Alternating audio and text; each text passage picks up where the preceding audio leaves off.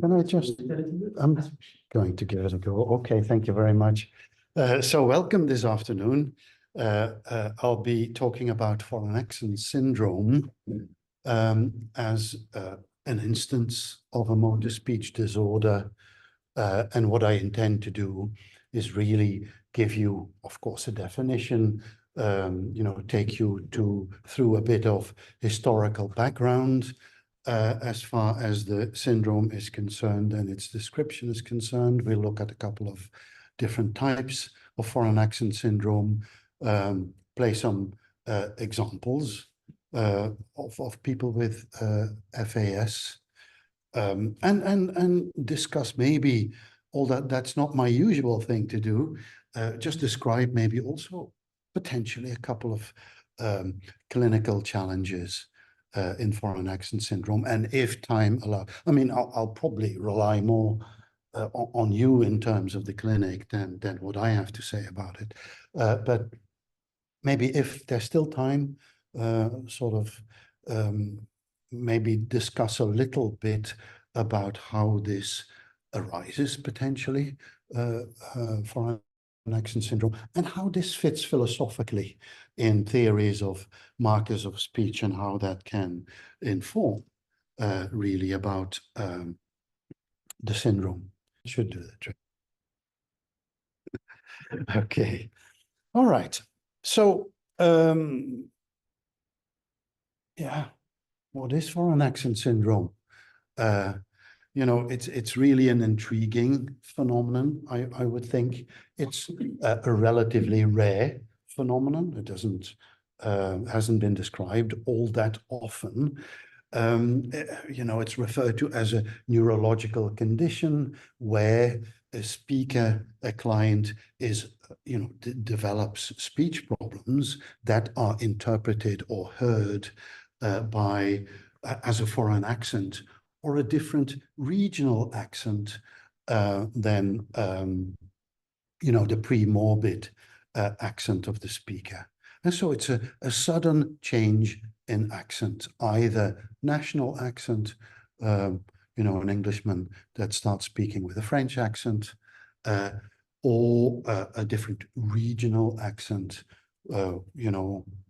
rather than a Parisian accent.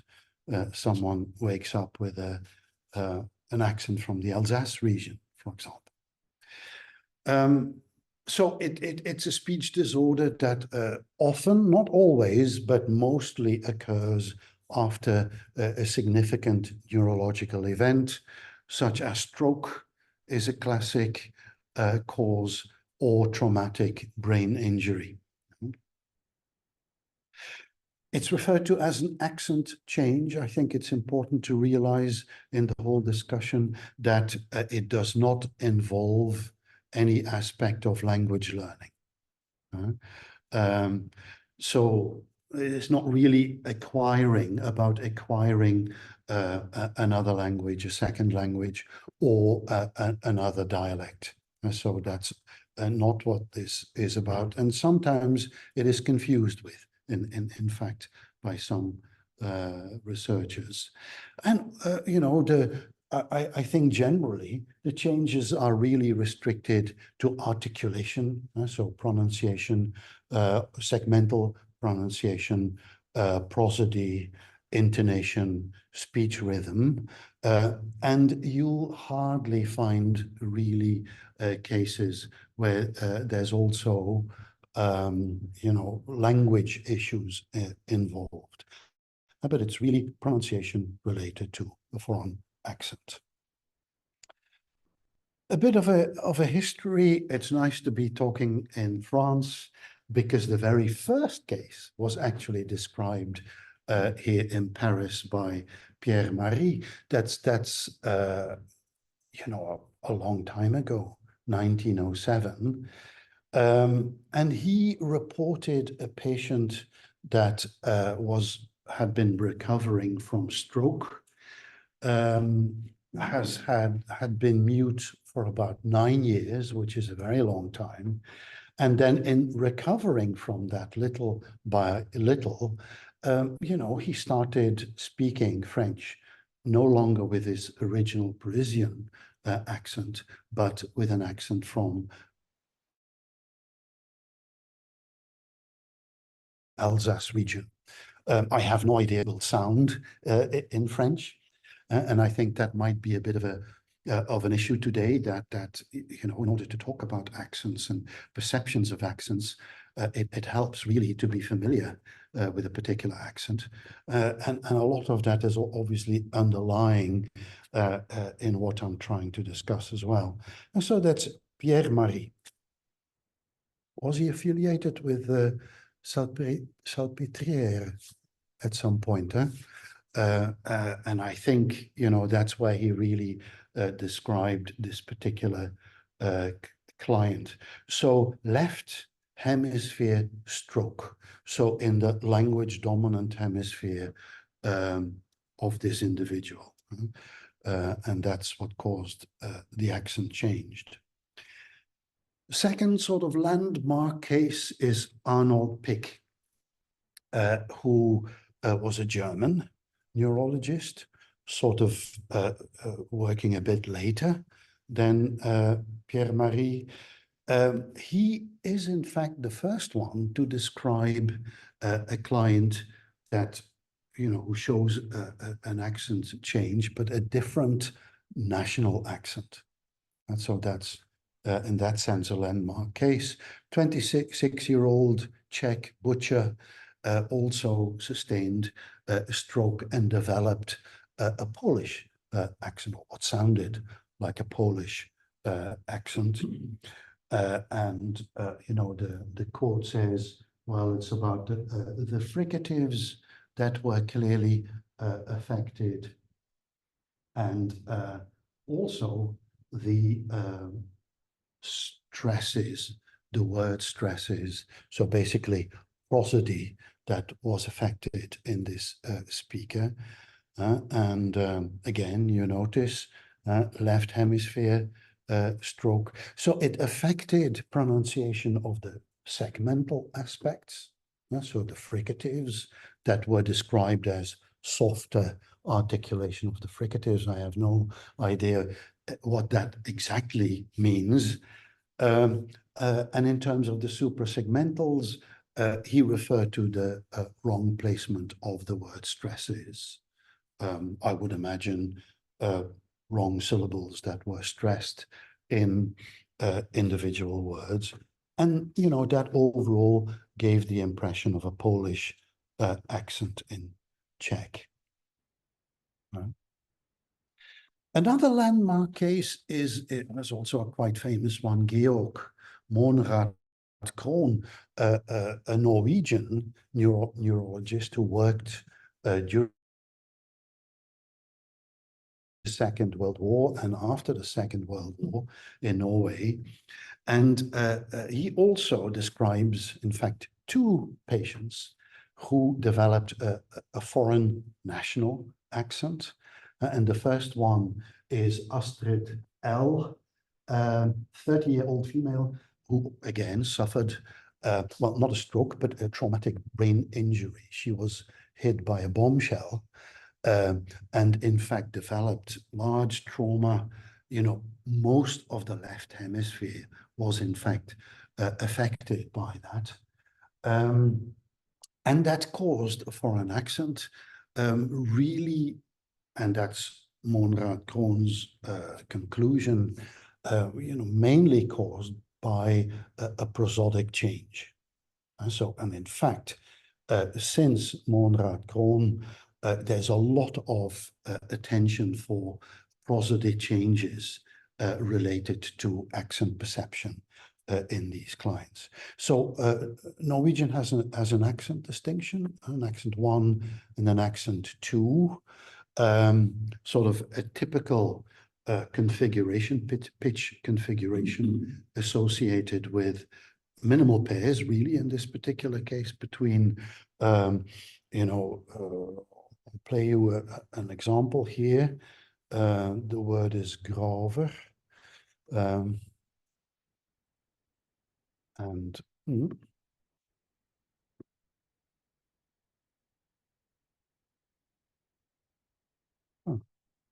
Why doesn't it do that now?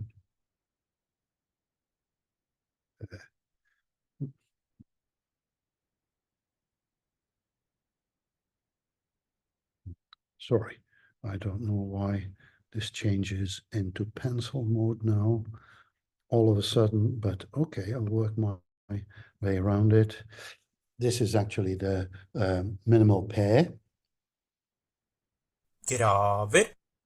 Grave. Actually the pitch contour that's quite different with a very late peak in the one instance and a rather early pitch peak in the second instance. So accent 1, accent 2, very different meaning. Is it very different? I would imagine. Graves on a cemetery versus to dig a hole in the second instance.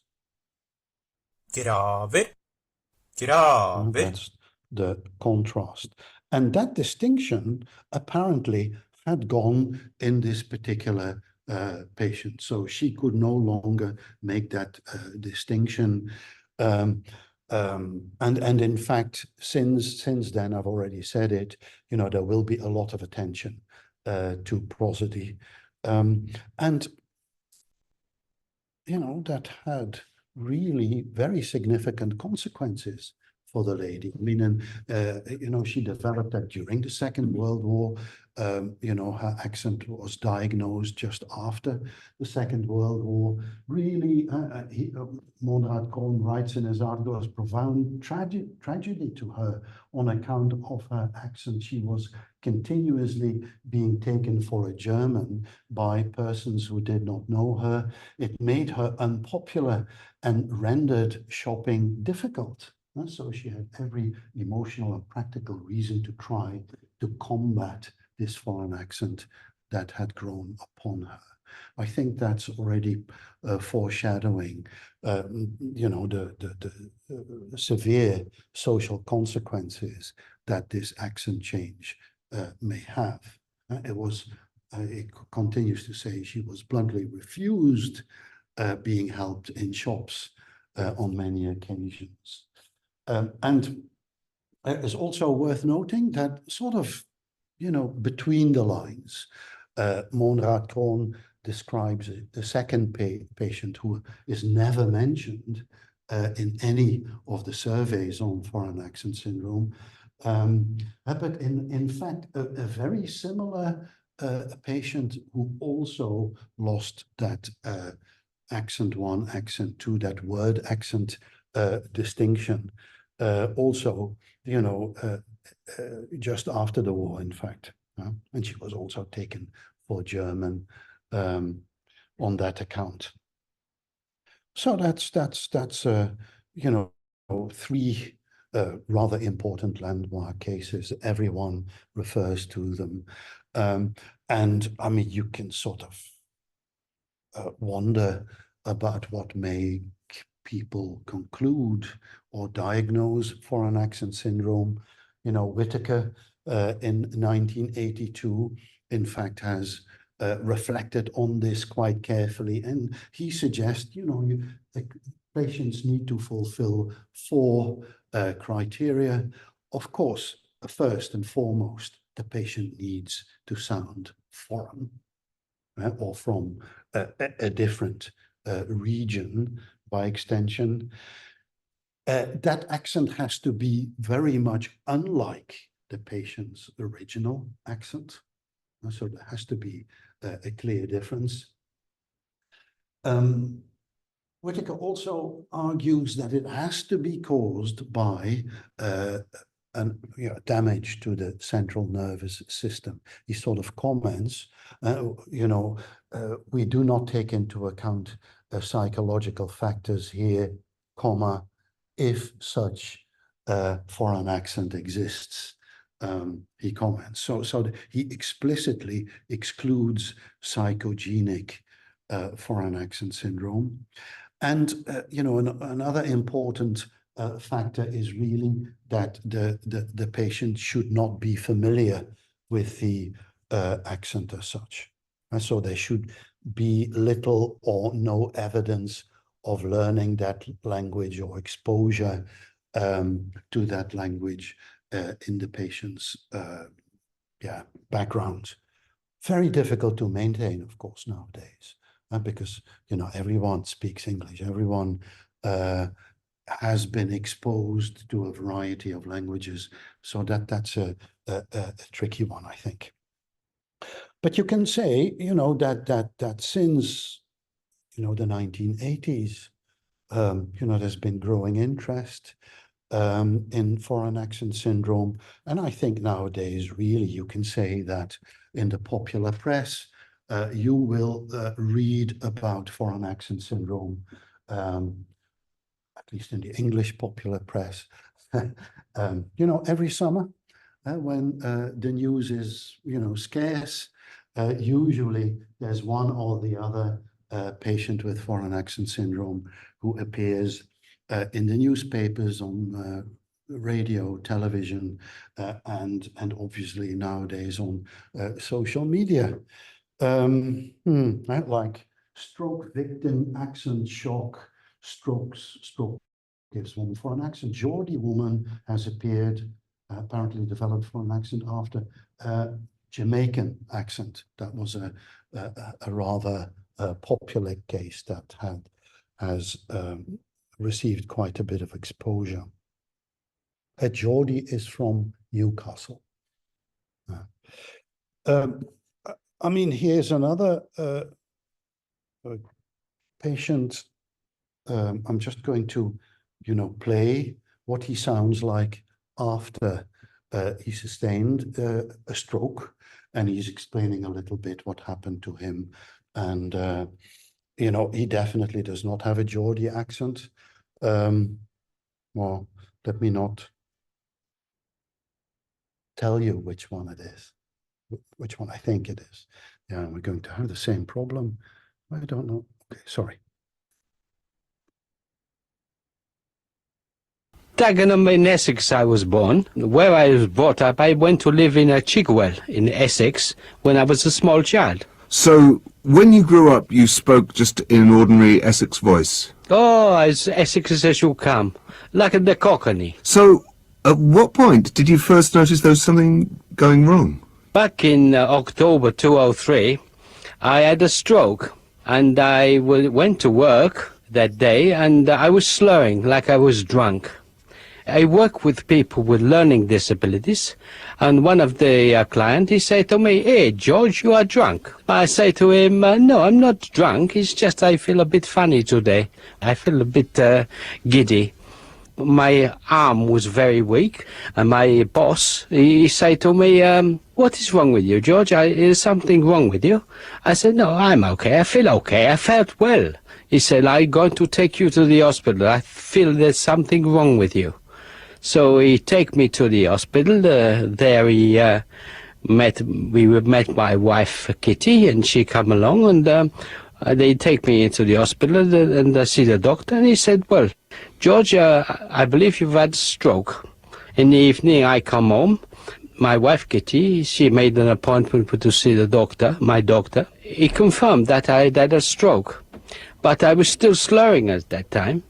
But after a few days, it started to develop into an accent. I don't know where this accent comes from. Some say Greek, some say Italian. But I have been speaking with Italian people, and they say it sounds like someone from southern Italian. Have you ever been to that part of the world? I've never ever been to Italy. I have been to Greece many a times. I've been to Spain many a times. I've been many places. But I've never ever been to Italy. This is the country I want to go to at the later stage, because I like to see everything in Italy. And he goes on a little bit like that. A very strong accent. I can possibly ask informally, is it a real accent? Does he put it on? No? No? In your perceptions, it feels like it's a real accent that he does not put on. Okay. Yeah. Just wondering. Yeah. is not stopping, is quite fluent. Mhm. That's what motivates that he's not definitely. Mhm. It's also very consistent, I think, generally. Yeah, okay. I'll comment back on it a bit later, but that gives you a bit of an idea of what foreign accent syndrome could sound like. This is a rather extreme example. I've got another example here. That's a very recent one, which appeared, early January 2024. Was on the on telly quite a bit and in the media, and go like this. Sorry.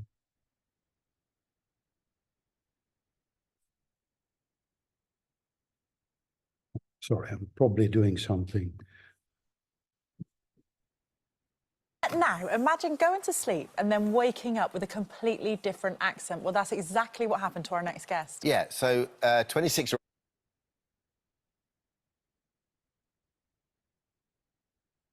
Yeah, I'll be more careful not to interrupt things. Now, imagine going to sleep and then waking up with a completely different accent. Well, that's exactly what happened to our next guest. Yeah, so 26-year-old Verity was born, raised in the West Midlands, but after taking a nap to cope with a migraine, she woke up sounding completely different. Yeah, before Verity shows us her new accent, let's take a little listen of what she used to sound like from one of her old videos. Putting like a few in just under here so that like you can see the blonde through. Don't want like loads, and then obviously every time my hair grows and I have to take them out and get them redone, I'll just, because then if I'm using all of them and cutting them off, like I won't be able to use them again because my hair's growing. So if I just use like a few at a time and just put them like, I don't know, obviously you know the placement better than me, but it's just so that like you can see a bit more of the blonde in it, and when I'm like woo, you can see. Okay, so kind of regular kind of West Midlands, right? And then since October last year, Verity has had a Geordie accent despite having never been to Newcastle. She joins us now to tell us more. What a strange thing to happen to you. I mean, I've read a lot about this before. I think we maybe talked to a couple of people about it before, but just to reiterate, never been to Newcastle? No, never. I've been to like surrounding areas, but for like a long weekend when I was like 13. So not enough time to pick something up. And you say it's completely changed your whole personality? Yeah, completely. Yeah, completely. Like, I'm so much more confident now, and I'm very, I think of myself more. I used to be quite a people pleaser, you know, I'd get upset a lot over a lot of things, whereas now I just do everything for myself. I'm very, like, black and white in thinking now, if that makes sense, which I don't know if necessarily a good thing, but it's definitely improved for myself. Do you prefer this, like, new version of yourself? Yeah, definitely, yeah. I don't want it to change. Don't want it to, because it can change. I was told it can change to something else, or it can change back. Like, there's not really much known about it. And you cannot physically do your old accent now? No, not at all, no. I can't even, like, think about it sometimes. It's like a complete block in my brain. Does it feel like a completely different person? Yeah. When it first happened, I really struggled with, like, I felt like I'd lost myself, lost my identity. But now I feel like I found myself again. And I love it, yeah. So just to go back, so all began when you were diagnosed with functional neurological disorder. Yeah.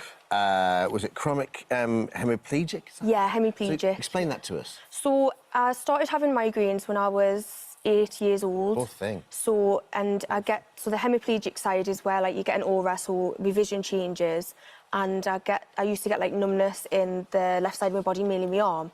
But when I came to about 20 or 21 years old, they diagnosed me with chronic ones because I was having more than like 25 a month. It was literally every day, so bad. So yeah, that's just been something I've always had and kind of got used to. And then, so talk me through when you woke up with your brand new accent. Did you have a migraine? I did, yeah. So I started having seizures in October 2022, and that's when they were like, it's functional neurological disorder. And I've had a lot of other things, like symptoms since then. And then in October, when my accent changed, I'd been awake for a couple of hours, and so. I think it's obviously. Let me just bring the people on Zoom back in. I'm sorry about that, but here we are. I think it's very clear that there are sort of a couple of features in her new accent, like the e's and the o's, monophthongized, which is so typical, as you know very well, you know, and the me as a my possessive pronoun, you know, pops in regularly and so on. So I think this is a very, very beautiful, rather coherent kind of set of features that sort of highlight the Geordie accent. At least you have a bit of an idea what it could sound like. May be useful to distinguish a couple of different types of foreign accent syndrome. And so I think conventionally 3 types, 4 types, depending on the researcher, are distinguished. I think that by far the most common is neurogenic, or nowadays often also called organic foreign accent syndrome.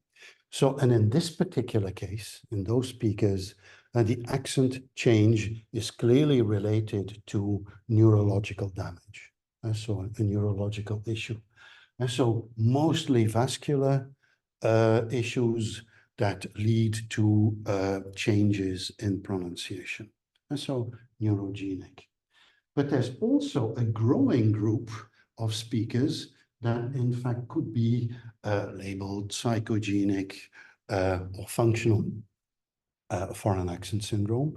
In this particular case, there's no real evidence of an underlying neurological disorder, but the accent change seems to relate to all kinds of psychological issues in the speaker. Also, conversion disorder or what's it, neurological functional that was mentioned earlier. Bipolar disorder are typical examples of that. And there's also cases of mixed foreign accent syndrome. Usually speakers that start off with a neurological issue, develop an accent, and then basically work on the accent, improve the accent between quotation marks, develop it to be able to portray a more coherent foreign identity as a speaker. And so that's really a bit of a mix.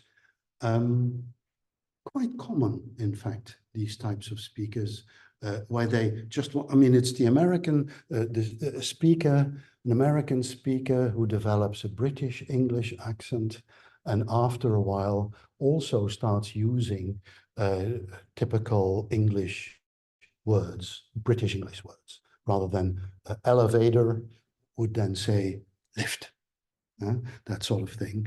And that obviously, you know, all contributes to a more coherent foreign identity. And I think that's one of the important issues in foreign accent syndrome. Okay. And, you know, we also have examples of seen examples of children with a foreign accent where you can't really clearly identify what is the cause of that foreign accent. And, you know, we've labeled them developmental foreign accent syndrome. Particularly, childhood apraxia, but particularly autism spectrum disorder. Many children, in fact, do have a foreign sounding accent. And that has never been looked at really systematically. And I think, you know, that would be definitely an area, a useful area for further research, I would say. And very recently, they've suggested, yeah, there's also something like mechanical foreign accent syndrome. Maybe that's taking things too far, but it's basically instances where people had a mechanical change in the articulators as a result of corrective surgery, of overbite, for example. And you know, that leads to changes in pronunciation, and that's sometimes also perceived as a foreign accent. I've got an example of a speaker like that that I can show you in a bit. So that's sort of the different types that have been identified. The largest majority is neurogenic. A reasonably substantial group is psychogenic. The developmental cases are quite exceptional, I would think. I mean, we were lucky to be able to see a few, but autism spectrum disorder there needs to be kept in mind. And mechanical, I know of only one patient, and I don't know whether it merits really a different category. But that's something we can think about.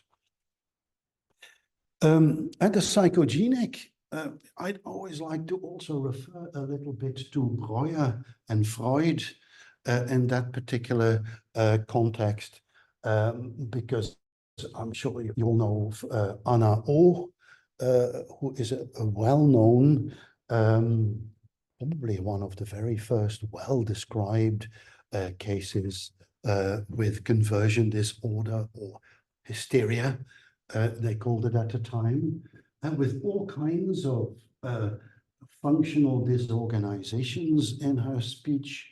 It became noticeable that she was at a loss to find words. That's linguistic, of course. Gradually increased that difficulty, lost her command of grammar and syntax. That's also linguistic. Obviously not relating to pronunciation, so agrammatism, so all kinds of indications of aphasic speech, Broca aphasic speech.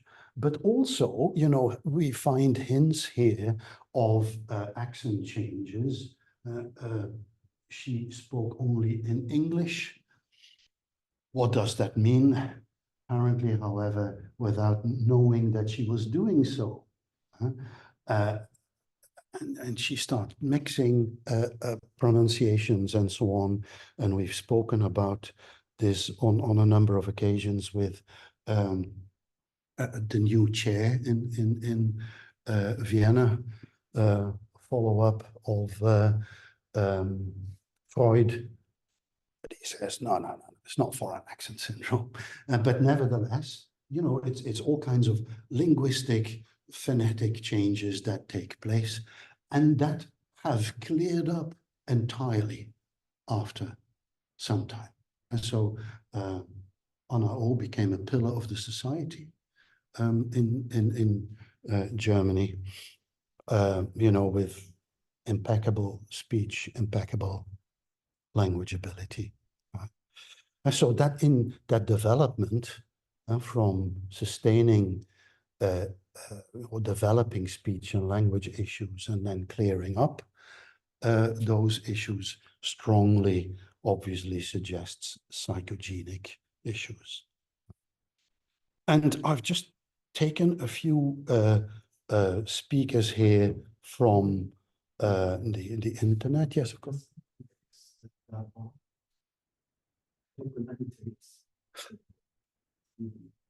And where do it goes out. Well, yeah. And is that the issue? Okay, thank you. Right, that will make things easier. Great. Okay. And so I think a good example, and that's a realistic example. Two realistic examples of organic foreign accents. Kath Lockett is facing life with a voice she doesn't recognize. Can you say grandfather? Granddaughters. Karen Kath Lockett lives in Stafford in the Midlands with a husband and 2 teenage children. She suffers from a strange disorder which has doctors baffled. Hai l'avuto visto tutti i detail ogni cosa già, sai? Sometimes they say I'm French, then I say I'm Italian, then I say I'm German, I'm Croatian, Hungarian, Lithuanian, and one man very strange, but I was Japanese. Although she appears to have a foreign accent, Kath is English, and it's her first and only language. Oh, that's a nice one. You like that? Is it one or is it two together? No? A lot of time you meet people and they keep saying you're foreign. And I'm going, no, I'm from Stanford. Oh, that's British. Her voice isn't the result of living abroad either. She only developed the accent in the last 2 years. Why did I lose the speech? Where did the speech go to make it sound as if I was foreign? Something that was bizarre almost when it happened. It's nothing that I've heard of before. There's no answers, none of the doctors can say where or why it's happened. Kath's symptoms began in March 2006, when she started suffering severe head pain. When it first happened, I was just talking to my sister on the phone, and I started to slur. But the next morning, it was like my mouth was going numb. So I thought, this is very strange. Things got worse over the next 4 days, as Kath's speech became unintelligible. She couldn't speak at all, and she had like a pen and paper to write and to communicate with everyone. In the beginning, when I first read my own speech, I didn't even know if I was going to speak again. Kath was taken to hospital, where she was diagnosed with a rare neurological condition called cerebral vasculitis, an inflammation of blood vessels in the brain that had starved language areas of vital oxygen. Gradually, her voice did start to return.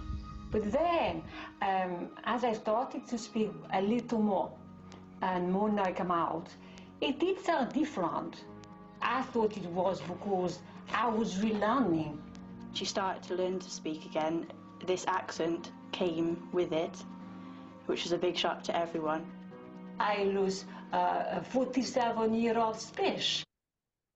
I think, it's a very clear evidence here. I find the accent a bit fluctuating. I could recognize maybe a bit of a French or an Eastern European accent in it.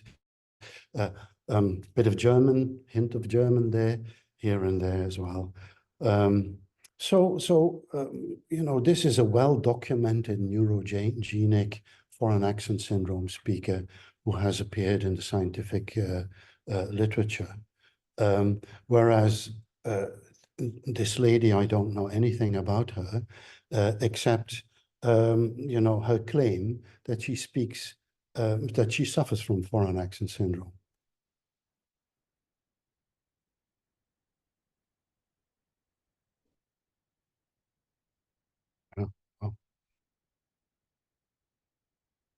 Hello, my name is Kay Lawrence, and I would like to welcome you. This is Kay on a corporate video a couple of years ago, and this is how she sounds today. I used to have a very high demand role, so I can't, it depends on the environment I'm going into. It's a speech impediment. The accent you hear is what you are hearing. It's in the ear of the listener. It's not, I'm not trying to speak any accent. It was weird because, as I say, I was used to having a different speech with migraine, but this was just weird because it didn't sound like me, and I couldn't get over why I was suddenly sounding like somebody from initial Eastern European. And the difference, if you like, it's like you're speaking in a shorter version. If you notice, I don't necessarily put in as many words as an English person does when they're in sentence. It's almost like a French person translating into English. Yeah. You are using Somebody has English. said to me that I sound like a person who has learned English very well. Mm. So you're in that sort of broken English. Yeah. And why a French accent, do you think? It's not a French accent that I am trying to speak with. I am not trying to speak with accent. What you are hearing, it's a speech impediment. The accent you hear is what you are hearing. It's in the ear of the listener. It's not. I'm not trying to speak any accent. It's a speech impediment. What experience of French have you had? Just you said at O level. I did O level. And that was it. Yeah. So apart from the accent, does it affect the way that you form words as well and your actual grammar? There are certain words I cannot say. I cannot say my own name. I cannot see my grandchildren. 2 out of my 4 grandchildren. For example, my parents, I call Mama Papa. I never used to call them Mama Papa. My 3-year-old granddaughter, Lydie, she always refers to her mama as Mamdi.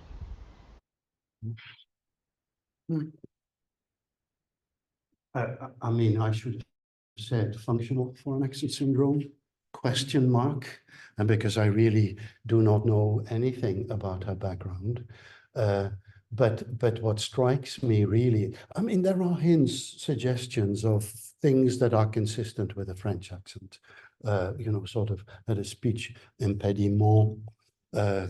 So she clearly suggests these things. But what immediately strikes me is that she says, yeah, it's in the ear of the beholder.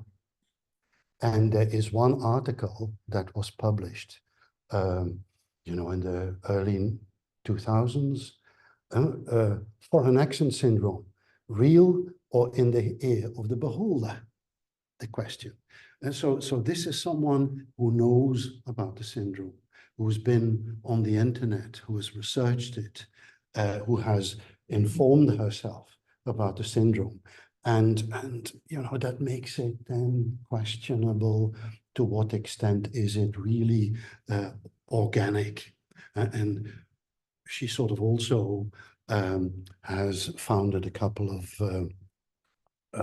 support groups for speakers with foreign accent syndrome, that sort of thing. But we'll come back to that later on, I would think. May be useful to look at a couple of case studies. I mean, I'll look at an organic speaker with foreign accent syndrome that we have described in the past, but also at one with a functional foreign accent syndrome. And this particular case, organic, 53-year-old, clearly strongly right-handed speaker, native speaker of Dutch, and with a little bit of a background in French, German, and English, as we all have in Belgium, with very variable degrees, of course. But that, you know, makes it difficult to apply that Whittaker criterion, because there is always a bit of a background there. On day of admission, she had speech difficulties, really evolving to verbal mutism. There was no evidence of apraxia of speech, no evidence of aphasia either. There was a right hemiparesis and central facial nerve palsy. All sensory investigations were in fact normal. And also on the day of admission, really no structural evidence for any brain damage. A bit later, 3 days after admission, that mutism started clearing up, and she started showing all kinds of speech issues. First and foremost, very slow, hesitantly articulated speech. That really stands out. Also, inconsistent articulatory distortions of speech sounds, also very prominent feature originally. Vowel and consonant lengthenings, articulatory groping and struggling, you know, to actually get going, which is quite typical for apraxia of speech. Also strong isochronous and scanned speech. I have 2 short examples of this patient's speech. It's in Dutch, but I think it's in a prosodic perspective informative, especially that isochrony, the scanning that you'll hear. Ik heb 3 weken geleden een CPR gedaan en sindsdien ben ik heel onafhankelijk verlamd. And so it's really slow speech rate, but it's quite typical that it's really that syllable timed scanning of individual words in the articulation. And also the trying to start up, geleden, is also quite typical, typical for her speech. And, you know, sometimes speech became really fluent, and these islands of fluent speech and listeners' impression were really a French accent, a German accent, a bit variable. Again, I'll play you a second sample here. Ik zat op de wc en ik voelde me even niet goed. And I think I haven't said anything about the prosody and the intonation of, well, I did say something about the prosody, not the intonation. The fact that, you know, very often she uses a lot of rising intonation movements in her speech, particularly in that second one. Ik voelde me even niet goed.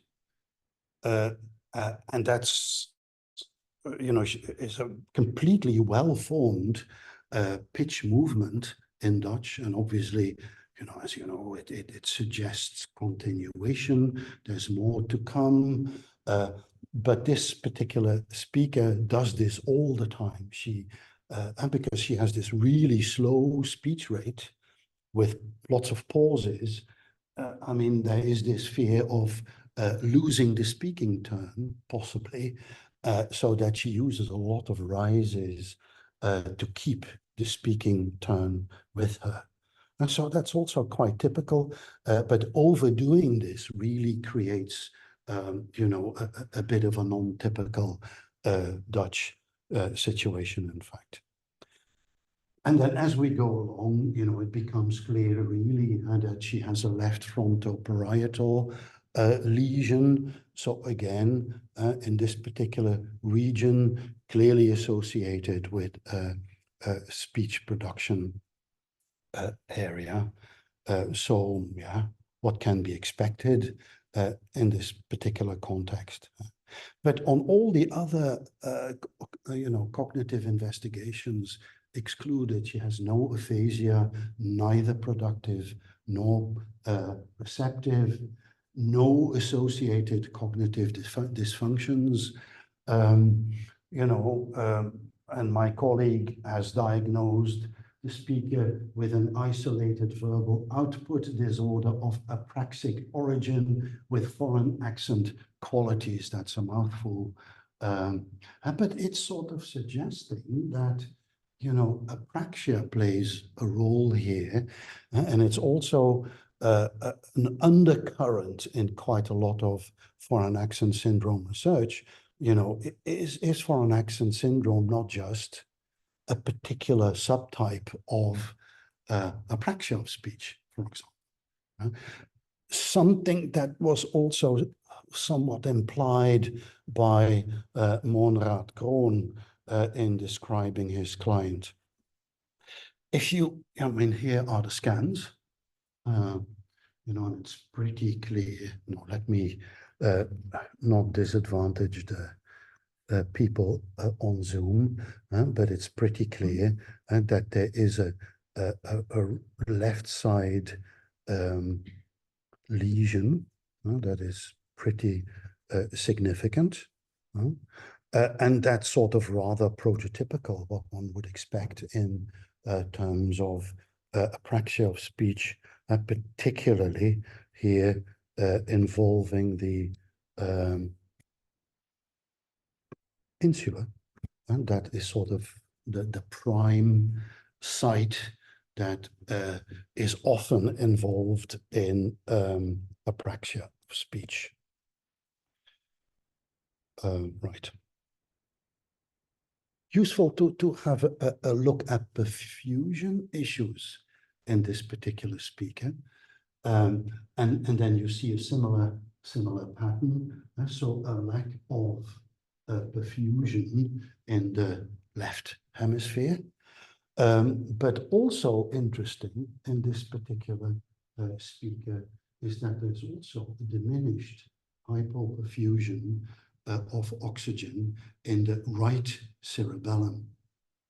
You know, as a result, you know, what is suggested here is that the cerebellum may in fact play a crucial role in the development of foreign accent syndrome.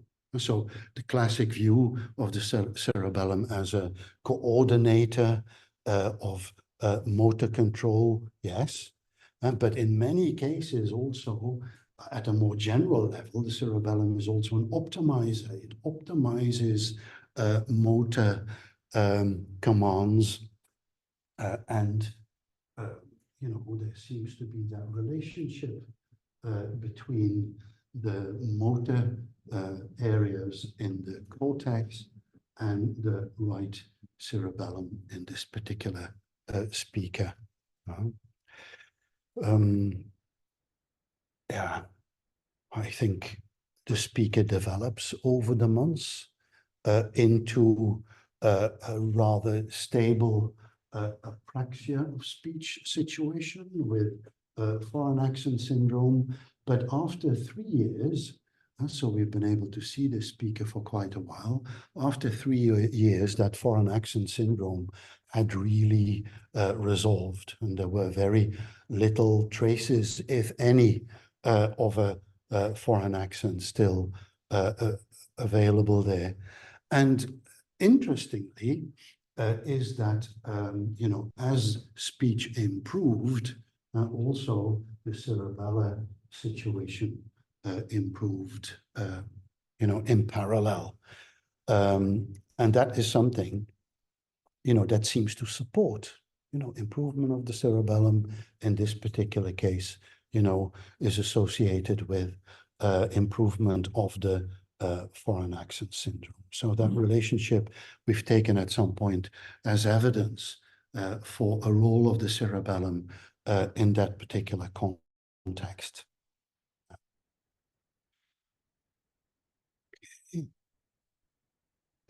Was it foreign accent syndrome? I mean, I can sort of say on my own, yes, the speaker had a foreign accent in Dutch, but, you know, that's not a very scientific claim. If we look at Whittaker's criteria, the accent was really considered foreign by the patient themselves and by family clinicians that investigated the patient. So that was definitely the case. The patient's speech was also very different from the pre-morbid situation. Original accent was a classic Antwerp inspired version of Belgian Standard Dutch, with peculiarities that are in fact interesting and potentially at some point may also be conducive in creating that foreign accent. The accent is clearly related to brain damage, another criterion fulfilled, and no real evidence, I mean, let's say, of a very fluent command of another foreign language. That was definitely not the case. So you know, in order to support that accent is considered foreign, we actually did a perception test, and we included samples of this client's speech amongst speech samples of 15 other speakers, and had a large number of listeners judge, you know, what is the accent all about? And you notice that there's obviously a fairly wide range of different accents that were attributed to the speaker. French is the most prominent one that stands out a bit. I don't think it's significantly different much from many of the others, but French an English accent.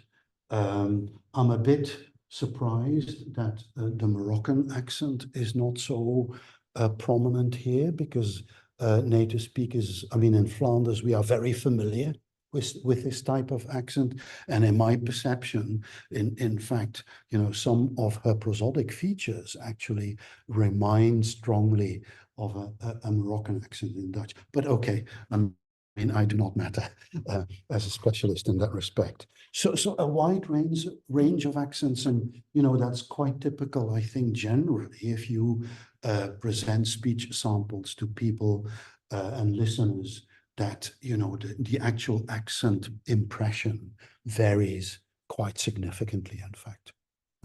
So this is not an exceptional picture, really. So what about the pronunciation characteristics? I mean, I had a very systematic look and listen, more importantly, at her speech, and sort of looked at the different mechanisms that were involved in speech production. So as far as initiation is concerned, so the breathing, the airstream mechanisms that generate and that provide the energy of speech, no problems. Not exceptional. I cannot think of one instance where initiation problems were reported in the literature, which I find a bit interesting, because obviously if you were to look at South African speakers with apraxia of speech or with dysarthria, you know, in South Africa there are various airstream mechanisms around depending on the language. So, you know, people are used to hearing implosives, they're used to hearing ejectives, they're used to hearing clicks. You know, I would be very interested to hear about clients in that area and to see whether initiation at some level may be affected too. So I wouldn't be surprised. Phonation, so vibration of the vocal folds, larynx activity. I think there's a relatively strong tendency for stops and fricatives to lose their voicing. And you know, quite a lot of devoicing going on. I should just say that's normal. I mean, it's not really necessarily typical for apraxia of speech and dysarthria. I mean, I devoice an awful lot. I think we all do that as a natural tendency to simplify speech output to a certain extent. And we can afford, because those voicing cues are really supported not just by vocal fold vibration, but by duration, by the fortis lenis distinction, and so on. But quite a lot of creaky voice in her speech, which was not there before. That's quite a significant observation, I think, in terms of voice quality. In terms of articulation, in terms of manner, an awful lot of overshoot rather than undershoot. So meaning overshoot, too close an articulation than the intended target. Undershoot, I mean, the speaker does not reach the intended target sufficiently. So typically in terms of overshoot, stopping of the fricatives, instead of saying s, the speaker would say t. So C, T, that would be an example of it. So that's quite significant, that overshoot and stopping of fricatives. In terms of place of articulation changes, if you allow me, let me just go one step back. And so obviously overshoot and undershoot relate to lenition of speech and fortification of speech output, overshoot, typically fortification, stronger articulation, you know, based on more effort, whereas undershoot is more like lenition, where speech slurs a bit, where you get more approximate type of articulations. And that's quite, in a way, an important, you know, observation, because there is this dichotomy in foreign accent syndrome research. What is it about? Is it fortition or is it lenition? And probably a combination of the two, depending on the speech sounds involved. Right. In terms of place of articulation, you know, quite typical here is that the standard Dutch alveolar trill, the tongue tip trill, is replaced by a uvula trill. I can't do an alveolar trill. I just can't. I mean, I've tried very hard, and that's one of my limits as a phonetician, practical phonetician, I have to admit to my students. But I'm very good at a uvula trill. So the of course, yeah. And that change actually in Belgian Standard Dutch is a very strong cue for French accent. And especially if the is not quite so heavily trilled, then, you know, it becomes, you know, very much like a French sounding and in the northern part of Belgium, Flanders, with Dutch as a native language. We are very familiar with French accents from Brussels and the Walloon region. So people tend to be very sensitive to this particular change. And also, quite interesting, something that I really need to explore at a more fundamental level, aspects of articulation changes.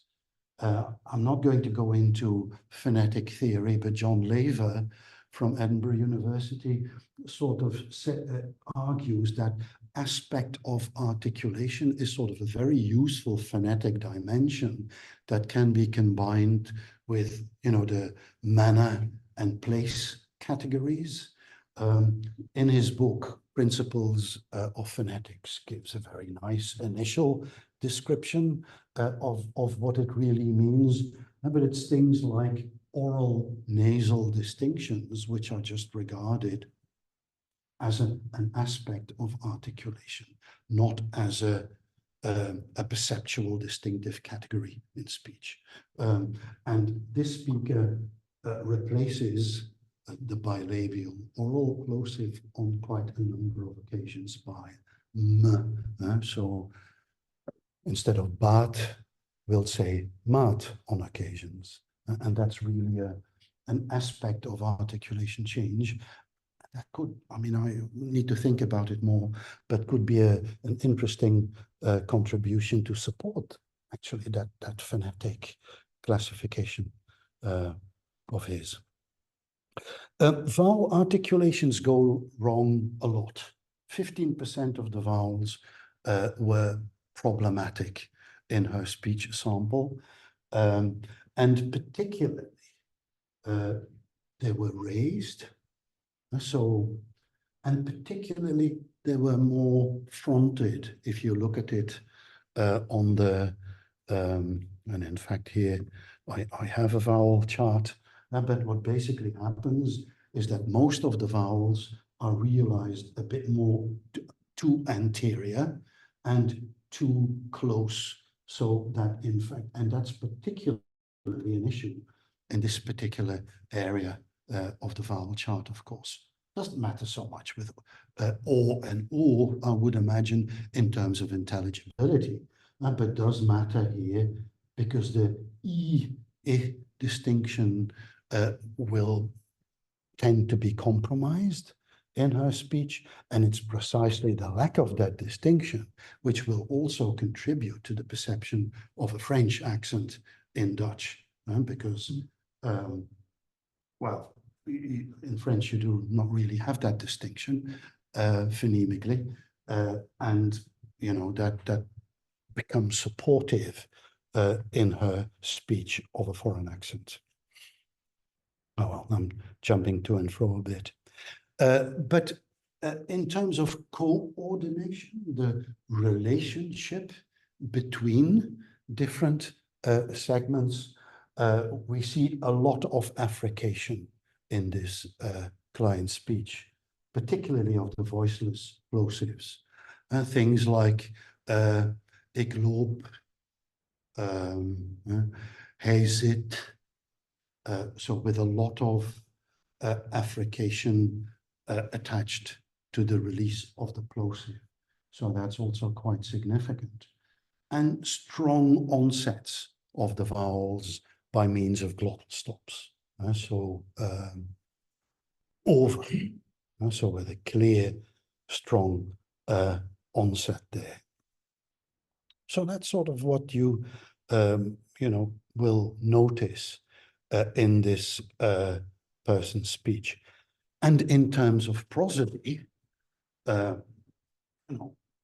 we said very low speech rate.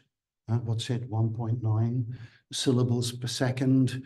And we did a reference study in Belgian Standard Dutch, where the mean speech rate would be something like 4.14 syllables per second. So quite a big difference here. I mean, you did hear the syllable timed and staccato rhythm. I would hope that maybe now I have a different example here. Hij heeft toen een dokter gebeld en die heeft dan de ziekenwagen besteld. So it's syllable by syllable delivery, really. And I said entirely correct intonation patterns of Dutch, not compromised in any way, except for the fact that that continuation rise is very, very, very frequent. And she really overuses it. I cannot remember the actual percentages, but I think in typical speech, you get maybe 20% of the intonation movements that are continuation rises. In her speech, it would be 40 to 50% of them.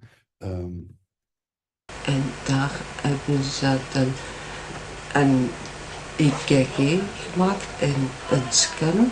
Een EKG gemaakt en een scanner. Possibly related to trying to keep in control of the speaking turn and signal the clinician, don't take over, I still want to speak, basically.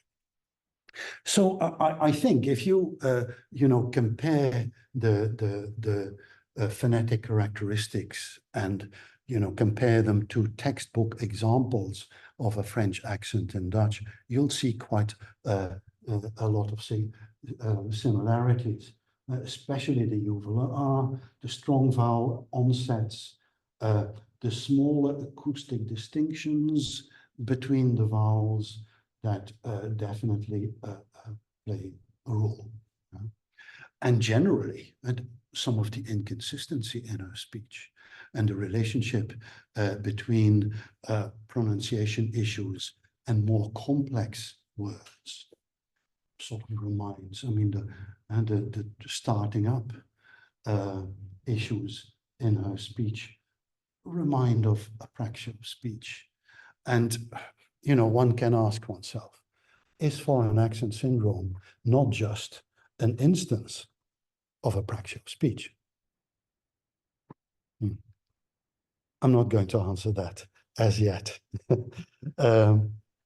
Okay, but that was really, a relatively detailed account of a client with neurogenic foreign accent syndrome.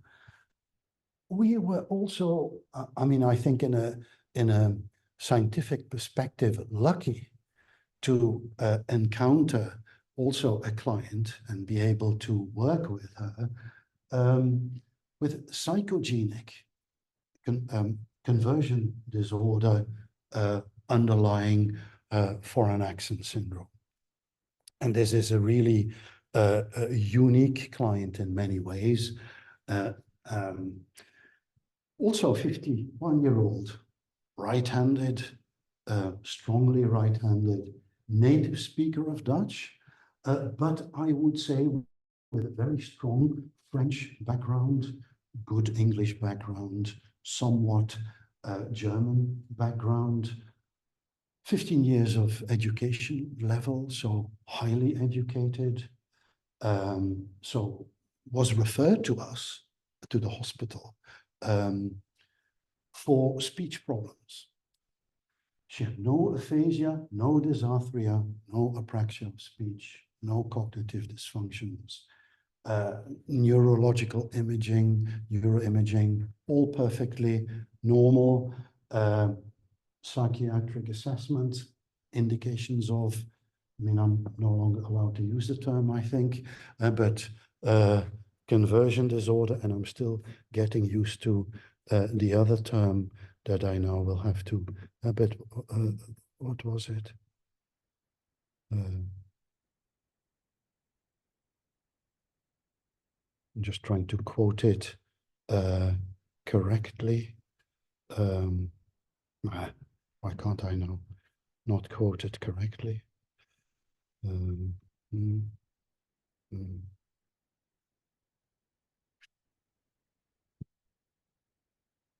Functional neurologic disorder, in fact, I think is the correct term at the moment.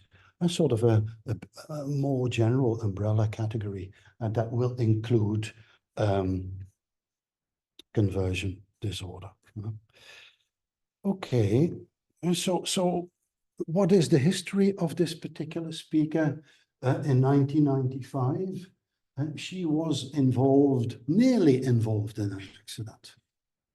And so she was on a bicycle ride in town, was almost hit by a car, which seems to have traumatized her. So went home, started developing speech problems, started developing gait problems, but in fact, all the clinical investigations turn out to be, I mean, nothing could be substantiated of any neurological issue. She was referred to us with a strong French accent in Dutch. That was her main problem. And you could say a strange accent in English and in German. I'll play an example a bit later. And significantly, she was wheelchair bound. And I don't know to what extent significantly, but she was continuously helped by her husband. Her husband was always on her side to support, to drive her to the hospital, to collect her in the hospital. That was also very noticeable, in fact. She did not only have speech issues, but also language problems. At a lexical level, she had difficulties finding words on occasion, and she really also mixed vocabulary. She used quite a lot of French words in her speech. So in Dutch, she literally said at some point, ik was relation publique.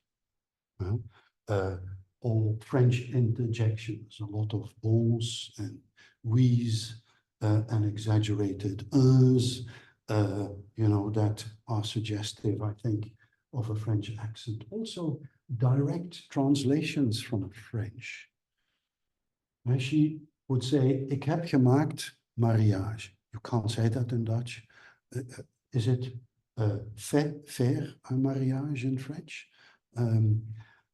Faire, if you translate it directly into Dutch, you have the verb maken, but you can't say this in Dutch. It's really, you know, quite suggestive of a French accent. And also quite a lot of adaptations of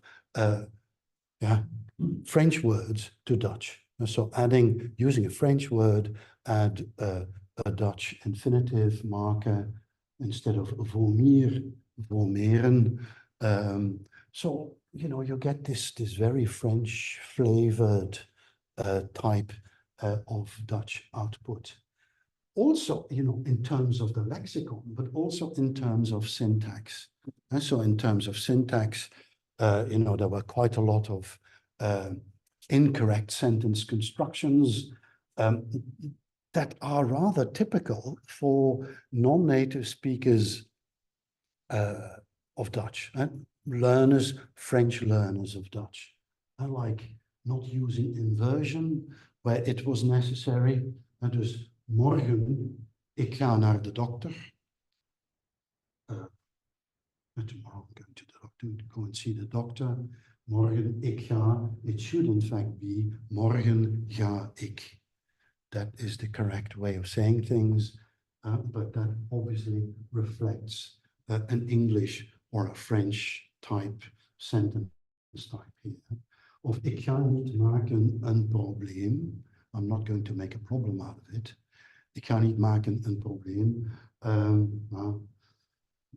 You know, that's just the general word or the issue. You would in fact say, ik ga er geen probleem van maken.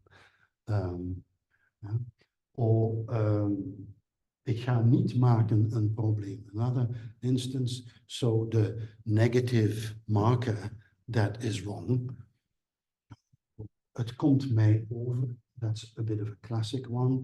Dutch has verbs that need to be split, and the particle, preposition, and the main verb occupy a different position. But sometimes you can't do that. So she overgeneralizes that rule to all of these compound words, in fact. Okay, in terms of speech, lots of things going on as well. Again, French uvula R. Inappropriate nasalization. So she would say ing as a suffix. Wrong accent placements. Also very strong Q instead of situatie. And she would say situatie. Or publicatie, publicatie. Minder, minder.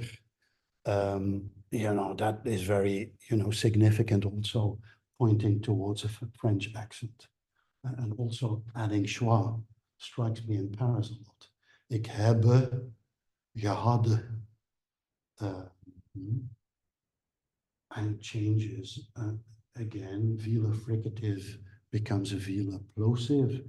So in Dutch, in fact, you should say gehad, gehad. And she overshoots and says gehad.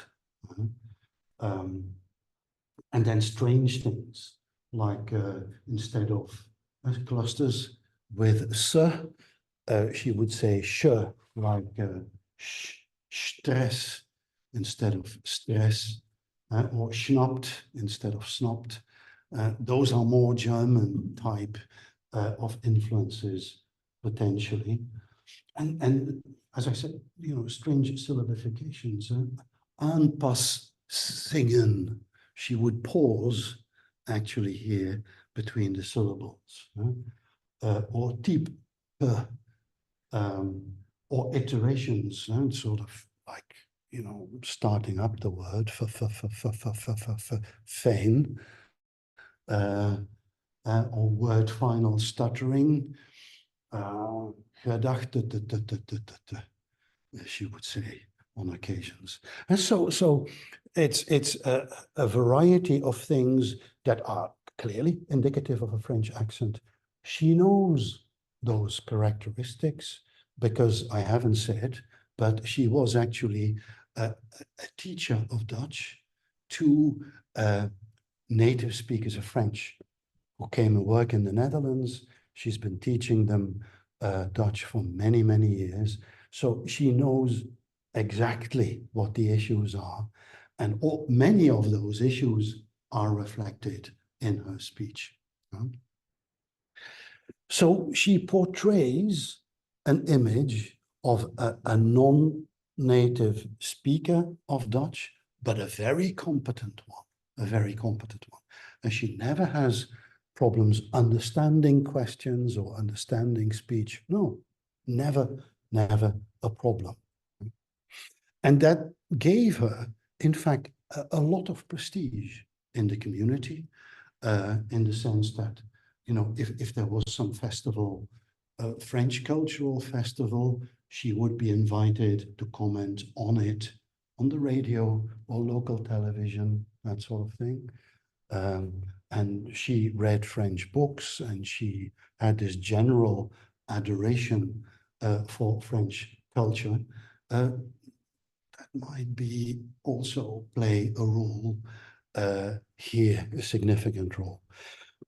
I'm not going to actually play an example of Dutch accent because that may not be so very meaningful, but I have a recording of her speaking English. And so she is quite competent speaker of English, and you'll probably notice some of the issues there.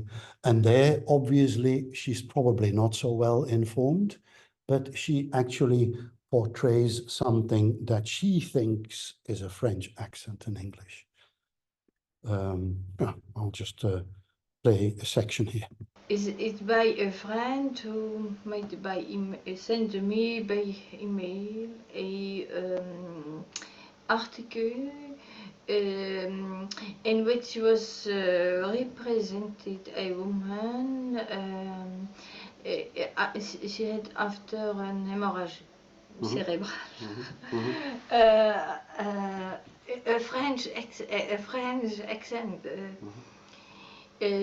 So it was in period I have nothing to lose. So I said to my husband, I will call her, why not? So I called her. Then I have spoken to her secretary. She said, I will pass you through. So. And I spoke to, I have spoken to, it was interesting. As it, yes, for myself, as a... Sorry, jumped a bit, I cut out a couple of names that she mentioned. But I think even her accent in English, I think is quite convincing on occasions, and that French accent. So I would be quite happy with it initially as a phonetician. So this speaker has had the accent for 15 years. She became better at it. She worked at it, was our impression. She improved her consistency in using this accent. And then we lost track of the patient. And at some point, we had a discussion, you know, what will have happened to her. And my colleague gave her a phone call. And any trace of French accent had completely gone. So she was really back, after 15 years, back to her original Northern Dutch accent. She was no longer wheelchair bound. She was up and about, apparently. I have recordings that I still need to look at in a bit of detail. I'm not sure what to do with it because, you know, it's sort of reversion to her original accent, which you know, we think is quite convincing that this is more a psychogenic situation than anything neurological. Just going to keep an eye on the time. All right. Let me just make a few general comments, maybe more in a clinical perspective, so that when we meet again on Friday, I can talk a bit more about the phonetic characteristics, but maybe also think a bit about the theory, how to account for what we heard. But generally, one could say that in terms of the prevalence and demographics of foreign accent syndrome, you could say that it's a rare, or at least a relatively rare syndrome. My educated estimate is something like at most 250 speakers that have been described since 1907. So it's not all that many. You see a bit of a surge nowadays with social media, that people easily or get documented a bit and get picked up a bit more easily in that respect than used to be the case. It's been reported in various countries, also the United States particularly, but the UK particularly, in Belgium particularly, we've described quite a number of foreign accent syndrome patients, but in most European countries. I find it quite remarkable. I'm not aware of any French client with foreign accent syndrome since Pierre Marie. I find it quite remarkable. So there must be at some point. But it probably suggests that many clinicians are unaware of the phenomenon, are not familiar with it, and then obviously you do not diagnose it. More common in women than in men. I don't have the exact figures in my head, but it's probably 80-20%. So it's definitely an overrepresentation of female speakers. Now, while female speakers tend to be more prone to stroke than men, that may play a role, just in terms of the underlying neurological conditions. So that can affect speakers of all ages, both sexes, so adults, men, women, children. But we do not have exact figures, of course, because it's relatively rare. It still says, every article on foreign accent syndrome, it's an extremely rare phenomenon. I would tone it down. It's relatively rare and not as exceptional as is often argued. So in terms of the neurological conditions underlying foreign accent syndrome, I've already mentioned a couple of times, stroke, of course. Stroke in the language dominant hemisphere will potentially have a very significant effect on pronunciation ability of speakers, on articulation, and that may lead to changes that I would say by accident are such that they will lead to the perception of a foreign accent. Traumatic brain injury, also relatively common.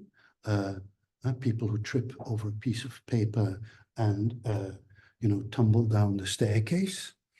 That does happen. And Monrad Crohn's, two examples where the speaker's head was hit by bombs, shrapnel, and had a significant effect on pronunciation ability.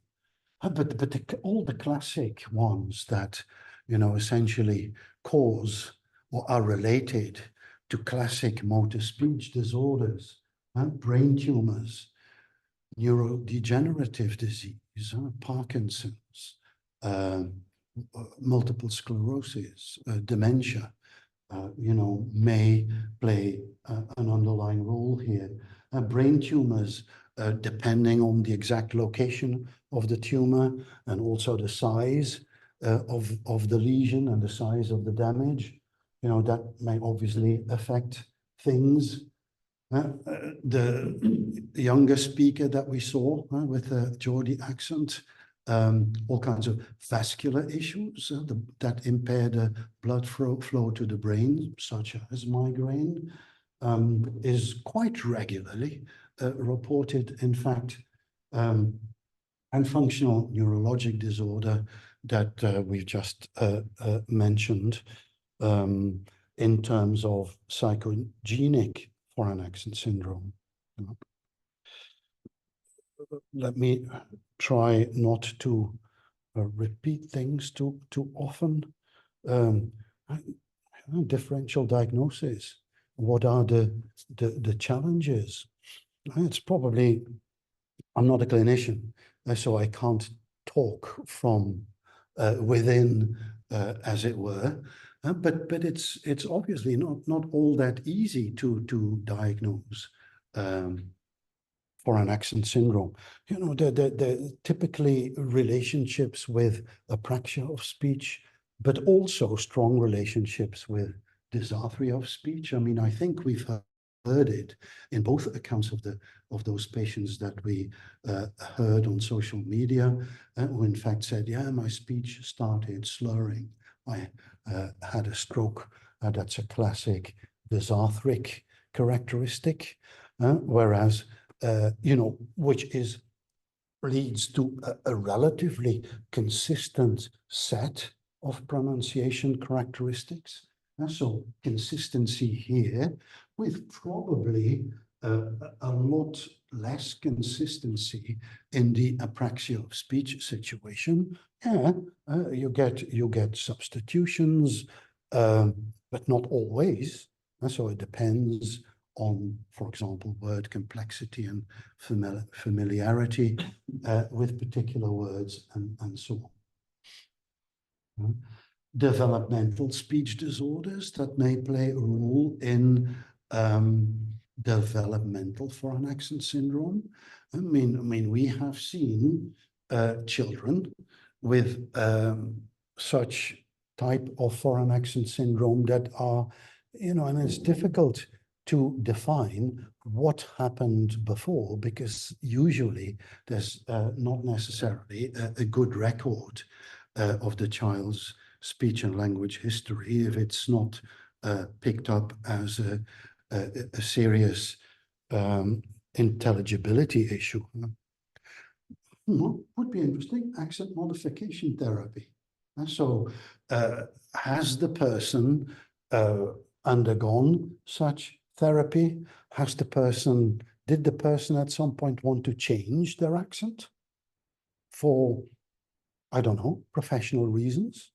So that they polish out a dialectal set of characteristics to more approach a standard pronunciation for, I don't know, television speaker announcements, something like that. I think that's still common in Belgium. It's not in, I'm sure it's not in the UK, and I would think that in France, you know, it's maybe a bit more liberal attitude to the accents you hear on telly.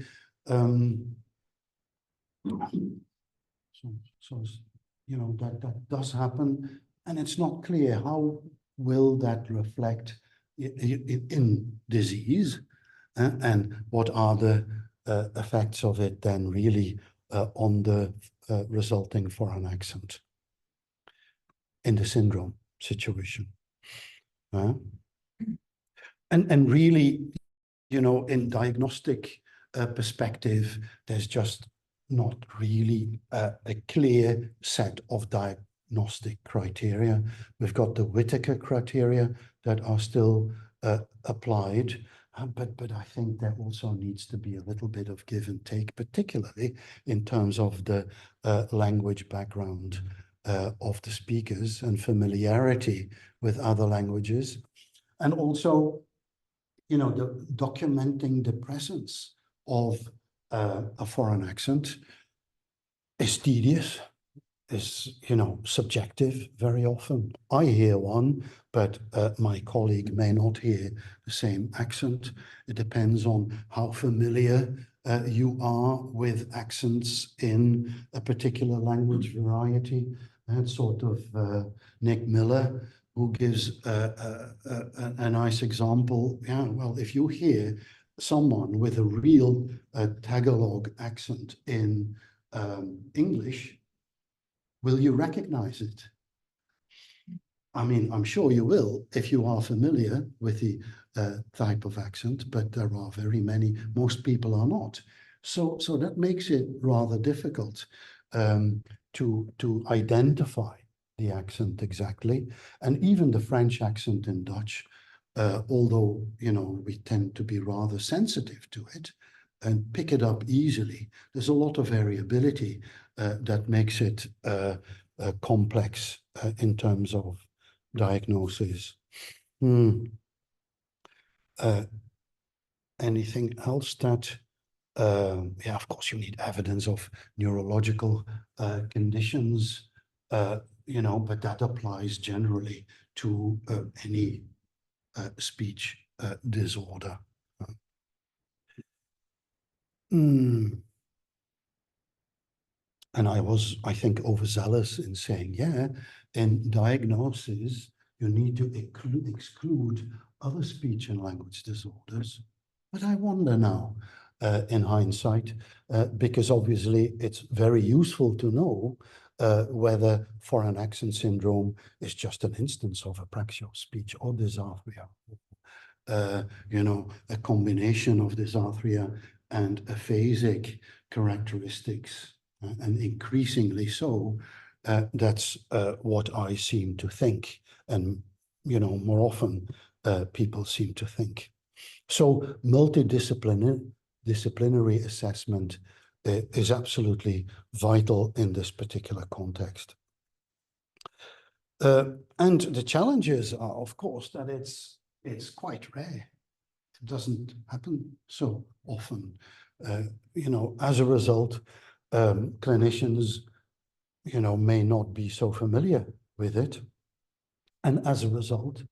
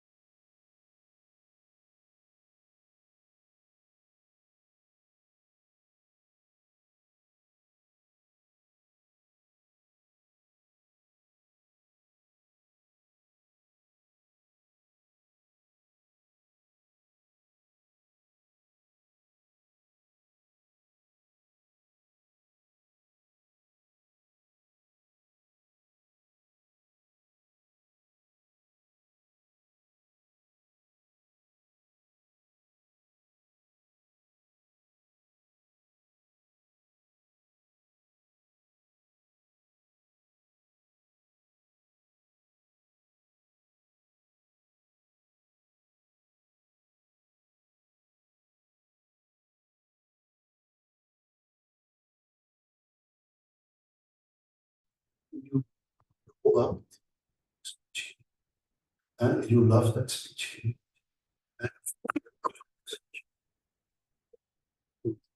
So that is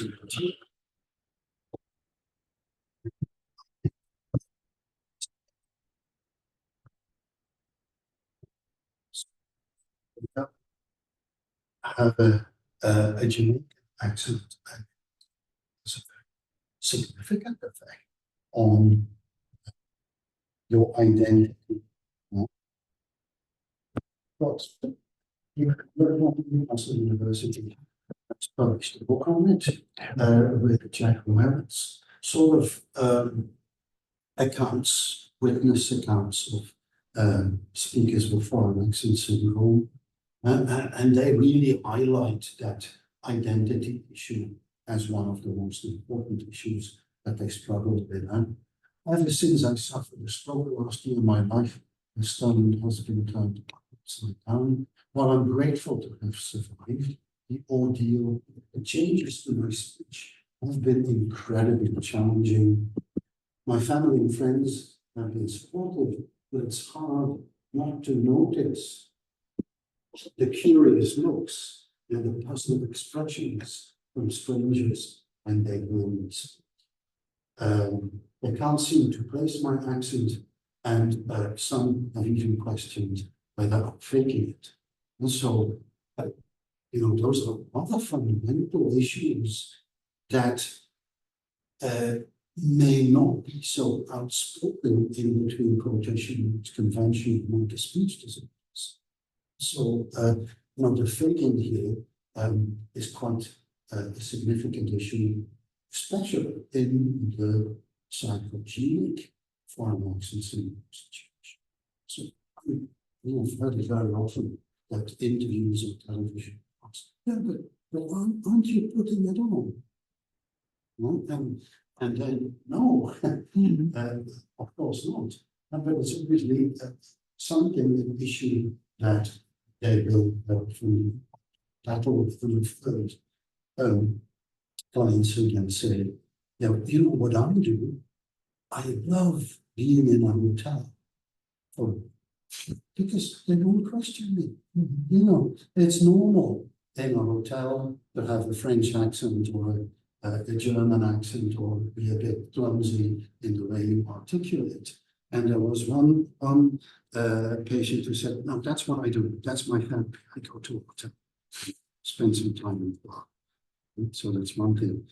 Or really trying to portray a more consistent personality, like in the mixed foreign accent syndrome cases, to develop the accent to such an extent that it becomes perfectly acceptable and immediately recognizable. Or people who change their personality completely. Because at some point it's privileged to be at a foreign accent syndrome symposium in Oxford, and they had invited quite a number of speakers with foreign accent syndrome. And one of the speakers said, had a Russian accent.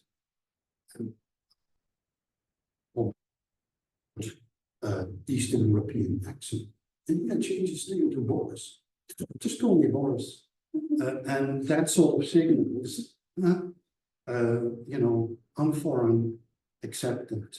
But I think this must be really hard, particularly in this group.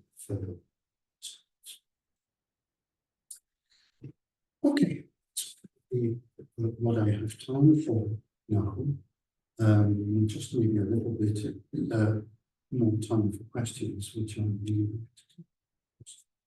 Thank you very much.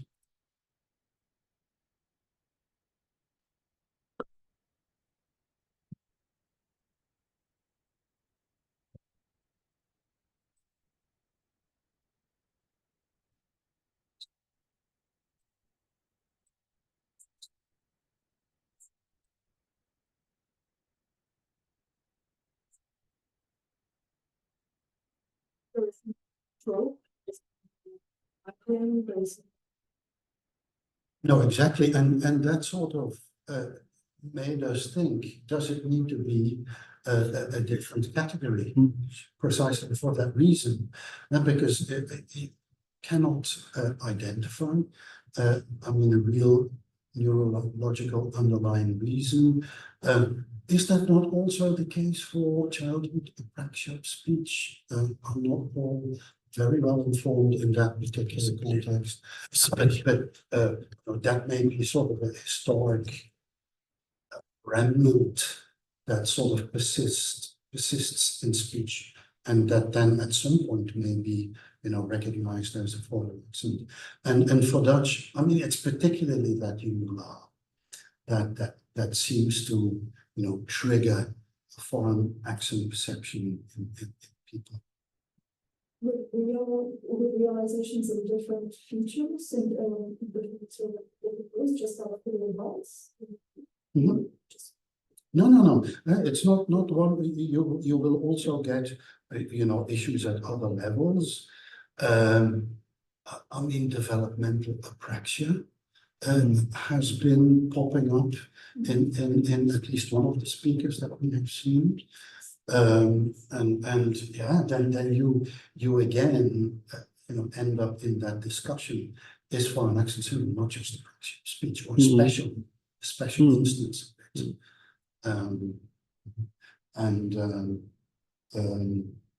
Yeah, and the children with autistic spectrum disorders. But I mean, I've never heard it, but I get a lot of reports of they speak in England with an American English accent.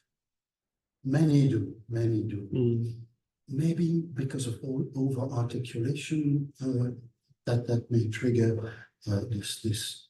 But I'd be very interested to hear examples.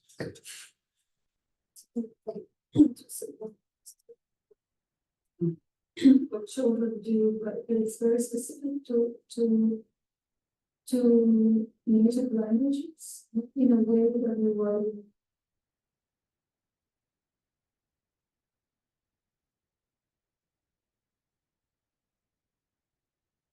Like for this, and I know there are problems that developmental problems that children in Romania, as far as it's a anecdote, replacing the tread with regular art. It's quite common and it can be solved, but it doesn't.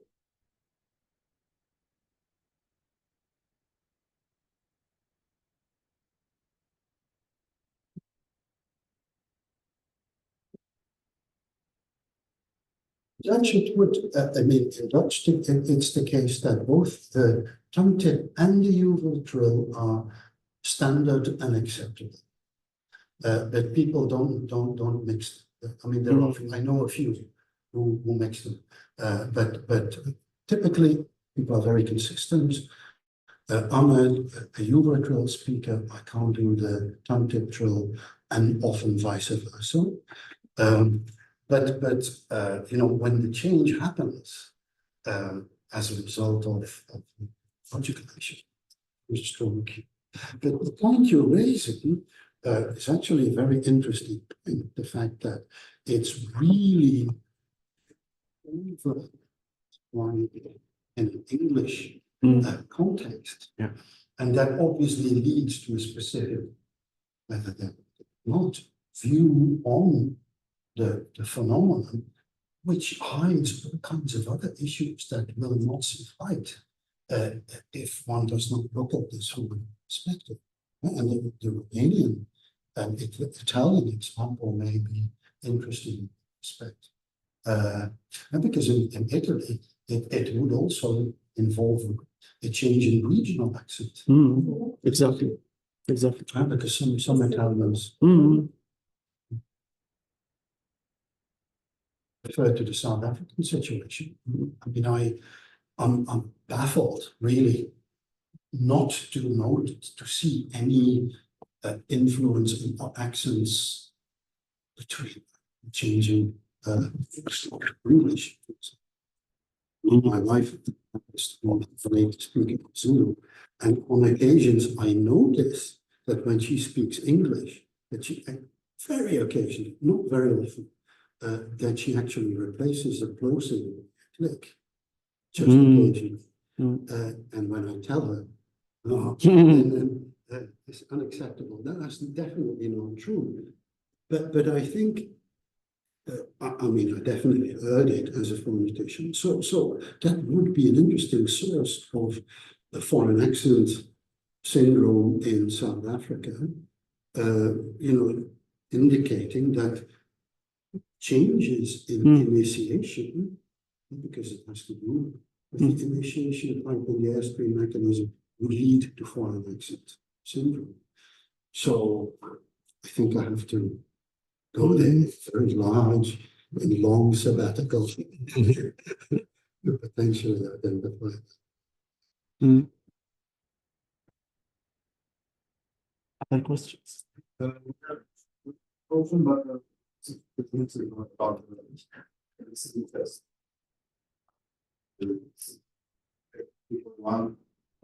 reasons, I assume it was on this documents.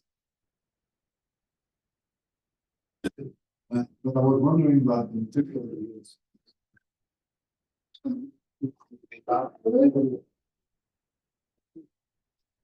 To be very honest with you, no.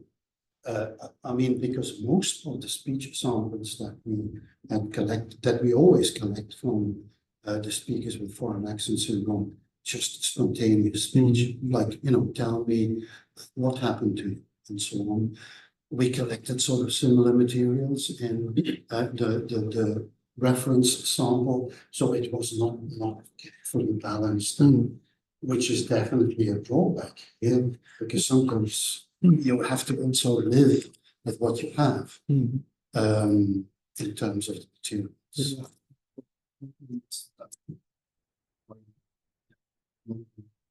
I was just wondering if the research patterns, Eisenhower, which is answer, could be triggered by what you were saying about replacing verb with be very silent.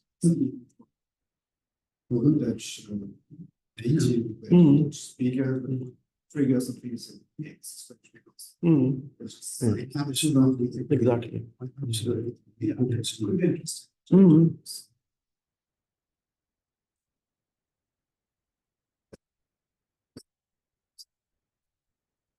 But maybe also using this to separate what is significant and what is prosodic. In the first examples, for me it was striking that it was mainly prosodic. This British guy who was spotted as either Italian or whatever, for me it was mainly something prosodic. And from other samples I'm hearing people categorized as French by listeners who are not very familiar with French accent. It was mainly finding from the French. No, but I agree entirely. And that makes it obviously also very cumbersome to actually diagnose infinite topics, because you need to come up with a very carefully balanced set. It's difficult. I mean, we could manipulate cutting out all the words that have movable arms and what the effect of it is, that in itself, very interesting research into these perceptual mechanisms. Sure. Love to do that. Just a question. Isn't the greater perception of the French accent isn't connected to speech?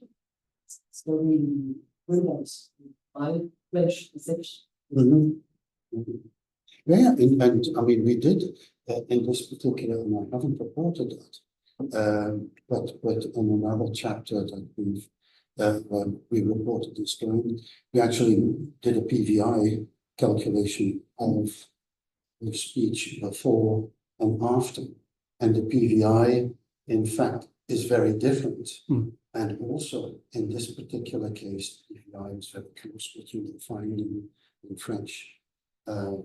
So that can be an interesting way of measuring things, quantifying things.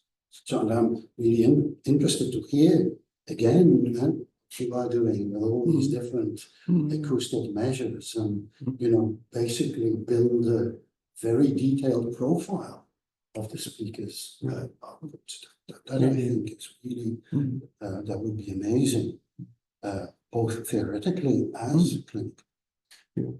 Yeah, well, no, one of the things for clinicians is often they'll go for types of material that's so controlled that sometimes we miss the point. They cannot identify things. So I'm glad that you went for spontaneous speech, although it's so difficult to compare with other participants, but at least it's their natural productions. Well, by natural, I mean it's not controlled.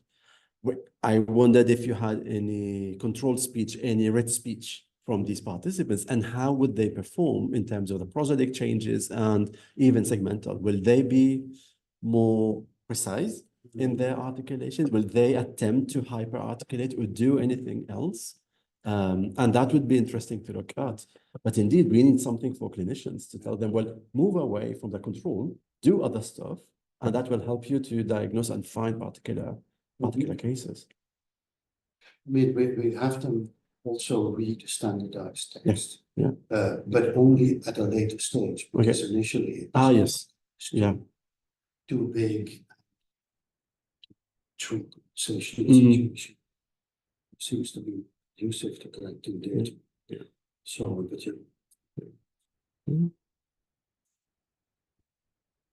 Other questions?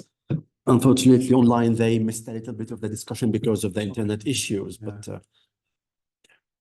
what you're doing this? Yeah, she was online, and then when yeah. Any questions?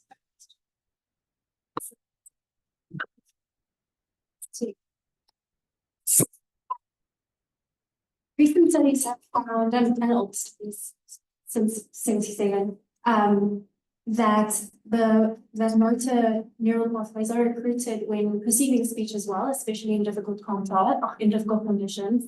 I'm interested in second language acquisition, which is why I say contrasts. But I was wondering if, with these patients, if you have investigated how this may have affected their perception of these sounds that they now produce.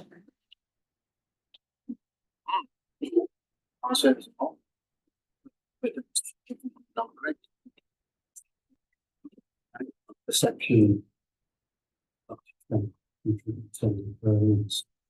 speech production.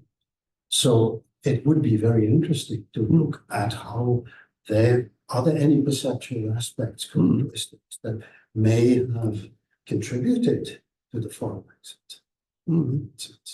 And those would be probably low-level changes that are probably more difficult to hear, identify, I don't think, but definitely, worth looking at.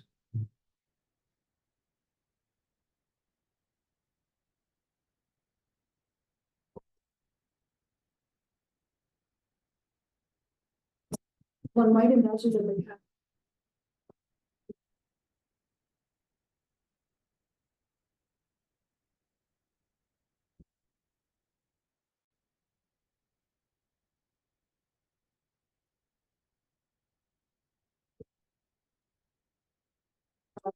consonants, and that's their way of doing it properly if they think they're not doing it properly. Or the nasal substitution, the M for the B, which is very strange, but would it be helping them voicing? Stop. Just things like that. So Thanks for that. To make a strong mental note of that, because that's obviously something that is worth considering carefully. Thinking about. I mean, there is research that has had a look at quite a number of patients, sort of suggesting, foreign accent syndrome really results from fortifications. Fortifications, over-articulations, more effort that's being put in. And I'm sure that in many cases that applies. But also definition, there plays a role. That definitely it's looking at. But obviously the challenge is not all that many patients. And if you have a patient, even in the clinic as an academic, that you can speech materials, because that's becoming increasingly important.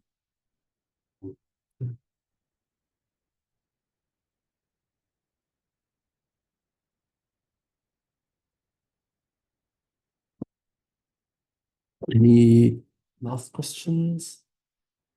a little bit over time. So that much. Thank you for this talk, and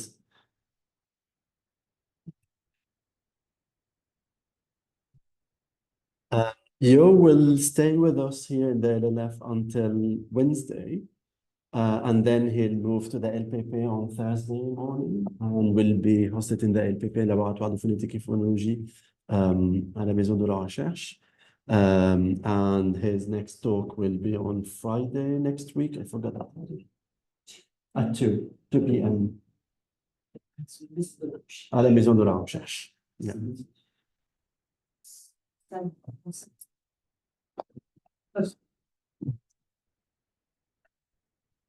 Salle de conseil, second floor. Yeah. June 7th, 2 to 4, and looking forward to the next